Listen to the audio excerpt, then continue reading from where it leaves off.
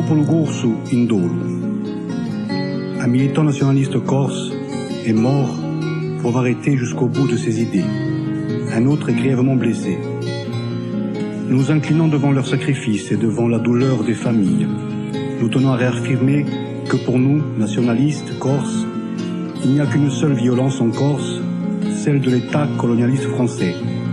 C'est parce que celui-ci refuse d'apporter une solution politique au problème corse, refuse d'appliquer une véritable politique décolonisatrice, que les meilleurs de nos frères choisissent la voie de l'engagement le plus difficile, celle allant jusqu'au sacrifice de leur vie.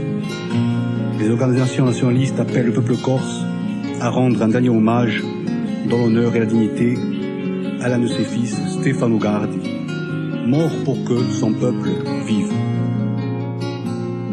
Ascoltami tara corsa, udinanto a te mortu, uno di to figlioli parato libertà, ed t'avviarà tu a sospirenza, mortu to figliolo. Senti popolo in lotta, ogni parte morto, uno dito bratte di parato verità, ed si ne è andato in santa pace, morto bratedo.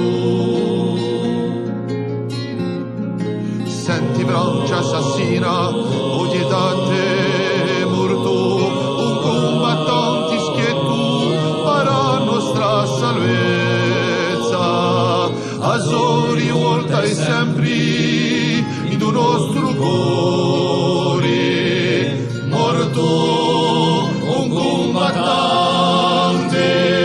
Ascoltami